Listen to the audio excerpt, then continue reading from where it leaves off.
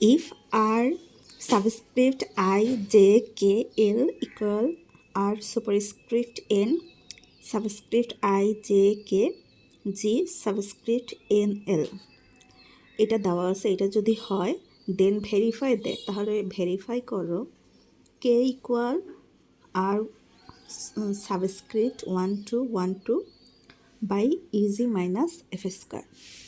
আমাদের এই সমীকরণটা দেওয়া আছে, আমাদের প্রমাণ করতে হবে এটা।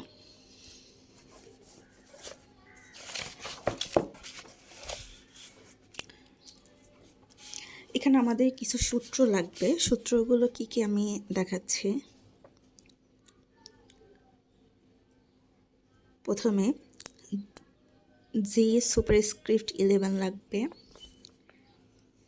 জি সুপারস্ক্রিপ্ট 12 বা জি সুপারস্ক্রিপ্ট 21, এই দুইটার মান একই।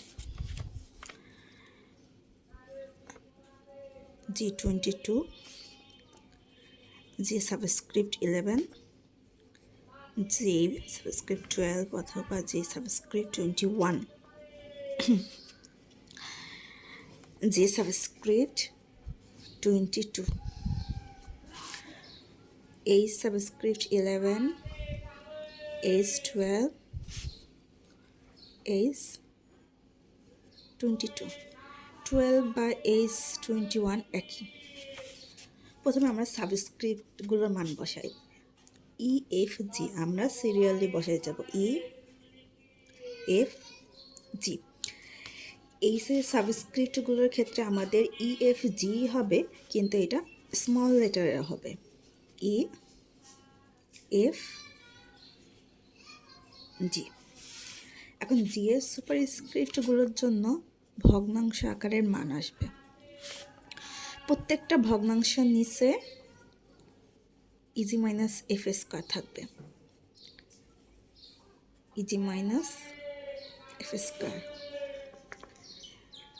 Easy minus F square. এখন আমরা তো প্রথমে ই এফ জি বসাইছি, কিন্তু এখানে ই এফ জি বসানো হচ্ছে উল্টা দিক থেকে, নিচ থেকে উপরে, ই এফ জি, এবং জি এর আগে একটা মাইনাস সাইন আসবে। এই প্রত্যেকটা মান আমাদের এই অঙ্কটা করার সময় লাগবে। এরপর আরও একটা সূত্র আছে আমাদের এখানে, R superscript N subscript 1 to 1 equal G superscript N two E G minus F square. এই সূত্রটা হচ্ছে গিয়ে এখানে আমাদের 6 নাম্বার যে প্রমাণটা প্রবলেম সলভড, এই 6 নাম্বার প্রবলেমটা সলভ করার সময় আমরা এই সূত্রটা পাই।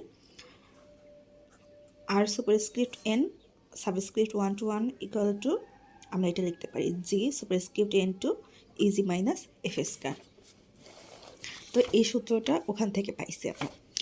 আরেকটা সূত্র আছে, সেটা হচ্ছে গিয়ে K equal to E G minus F square by বড় হাতের ইজি মাইনাস এফ স্কোয়ার। এই সূত্রগুলো আমাদের এই ম্যাথটা করার জন্য লাগবে। তো দেখি আমাদের দেওয়া আছে, এটা এই যে গিভেন দেওয়া আছে, এটা লিখলাম। এরপর এই যে আমরা যদি এই ফর্ম্যাটটা আনতে চাই, এখানে আমাদের দেখতে হবে যে আমাদের কি প্রমাণ করতে হবে, সেই অনুযায়ী আমাদের মান বসাতে হবে। তো আমরা যদি আই এর মান 1, জে এর মান 2, কে এর মান 1 আর এল এর মান 2 বসাই, তাহলে আমরা এরকম একটা সমীকরণ পাই। এরপরে R to the power N 1 to 1 এটা সমান আমরা এই এতটুকু সূত্রে লিখতে পারি।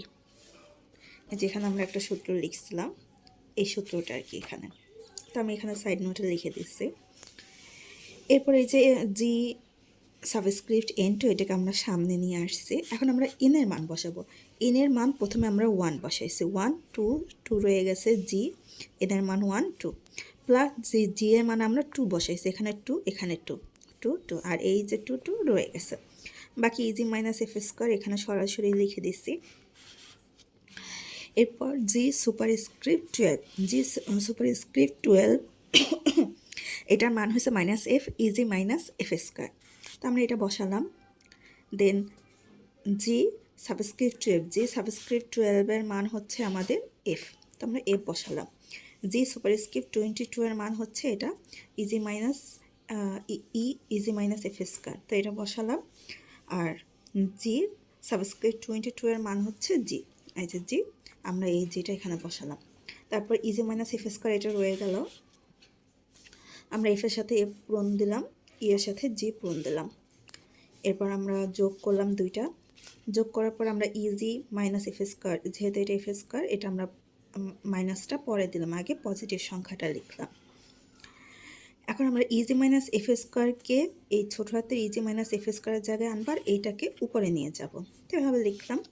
দেন এই যে পুরাটা, এই পুরাটা আমাদের সূত্রে যায়, এই পুরাটার মান হচ্ছে K, E G minus F square রয়ে গেল। তো আমরা কি লিখতে পারি, R subscript 1 to 1 equal to K E G minus F square. এখন আমরা কে ইজি মাইনাস এফ স্কয়ারকে এপাশে আনলাম আর এটাকে এপাশে নিয়ে গেলাম। সো এখানে কে এর মান আমরা বের করব। এখানে যেহেতু কে এর সাথে এটা গুণ আকারে ছিল, এপাশে যাওয়ার পরে এটা ভাগ আকারে এসে গেছে, অ্যান্ড আমাদেরকে এইটাই ভেরিফাইড করতে বলছে, তো এই মানটা আমাদের সরাসরি চলে আসছে।